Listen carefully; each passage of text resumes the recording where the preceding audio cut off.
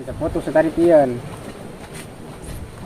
Assalamualaikum warahmatullahi wabarakatuh. Kami dari kelompok 3 akan menjelaskan pengertian dari pemanasan global. Begitu. Saya bernama Muhammad Bersyahram akan menjelaskan pengertian dari pemanasan global. Apa itu pemanasan global? Pemanasan global adalah suatu bentuk ketidakseimbangan ekosistem di bumi akibat terjadinya proses peningkatan suhu rata-rata atmosfer, laut, dan daratan di bumi.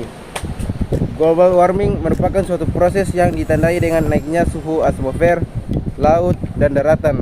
Sekedar info, suhu rata-rata global pada permukaan bumi telah melonjak dari 0,7 sampai 0,18 Celcius dalam 100 tahun terakhir. Jadi fix bumi kita sudah semakin panas. Perkenalkan, nama saya Muhammad Samsul Ribai. Saya akan membacakan penyebab pemanasan global.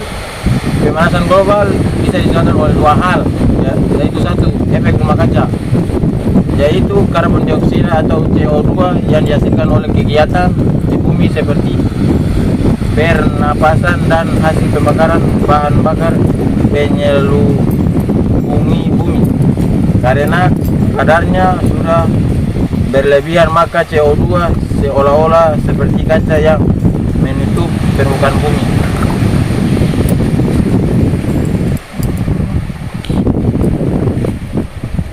Itu berikutnya dua, efek umpan balik. Selain efek rumah kaca, efek umpan balik juga memberi pengaruh pada pemanasan global. Umpan balik berasal nonton bola. Umpan balik di sini contohnya adalah penguapan air.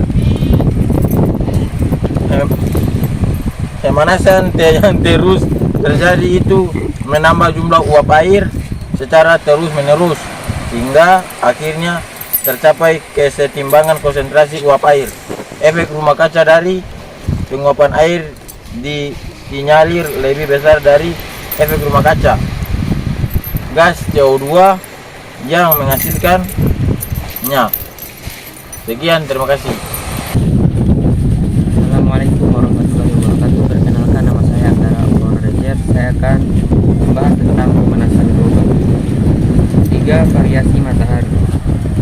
Ada dugaan bahwa adanya variasi matahari disebabkan oleh umpan balik dari awan yang telah memberi andil dalam pemanasan saat ini. Penyebab pemanasan global karena variasi matahari dengan pemanasan akibat efek rumah kaca adalah pada variasi matahari terjadi peningkatan aktivitas matahari. Aktivitas tersebut mampu menaikkan suhu stratosfer. Sebaliknya, efek rumah kaca akan menurunkan suhu stratosfer. Semenjak tahun 1960, pendinginan stratosfer ini sebenarnya sudah teramati. Peristiwa ini sepertinya tidak mungkin terjadi jika penyumbangnya adalah aktivitas matahari. Penipisan lapisan ozon juga memberikan kontribusi dalam pendinginan. Kombinasi fenomena variasi matahari dengan aktivitas gunung berapi sepertinya telah memberikan efek pemanasan dari masa pra-industri hingga tahun 1950, serta efek pendinginan sejak tahun 1950. Diperkirakan bahwa matahari mungkin telah memberikan pengaruh terhadap 45-50% peningkatan suhu rata-rata global selama periode 1900 sampai tahun 2000-an, dan sekitar 25-35% antara tahun 1980 dan tahun 2000.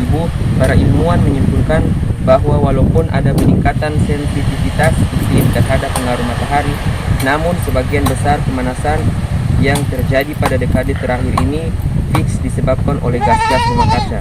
Beberapa ilmuwan berpendapat siklus matahari hanya memberikan peningkatan kecil sekitar 0,07% dalam tingkat terang yang dihasilkannya selama 30 terakhir. Sekian dari saya. Terima kasih. Perkenalkan, saya dari kelompok 3. Dapat global. 1. Iklim tidak stabil. Faktor yang mempengaruhi iklim dan cuaca adalah sinar matahari, suhu tekanan udara, angin, awan dan curah hujan. Dahulu tahun 1980 atau tahun 1990-an ini begitu mudah diperkirakan. Biasanya bulan Oktober sampai Maret hujan akan terjadi. Tapi ini beberapa daerah kering bebas daerah kemarau. Adanya pemanasan global menyebabkan bagian udara di belahan bumi utara akan memanas lebih dari daerah-daerah lain.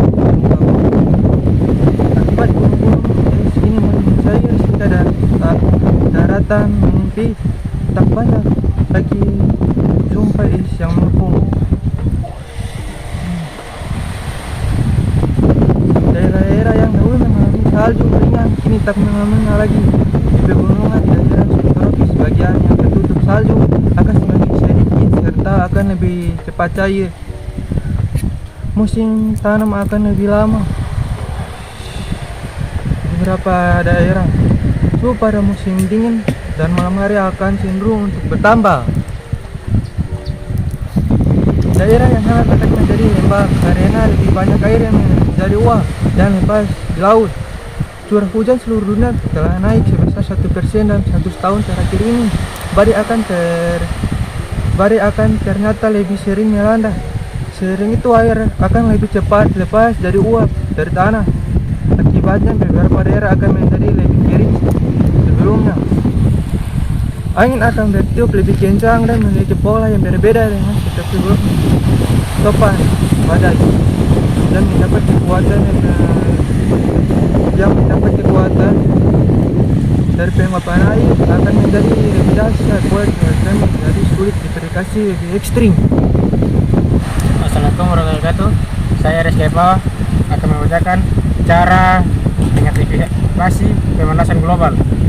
Berikut adalah beberapa langkah yang bisa dilakukan untuk turut serta dalam dampak pemanasan global. 1.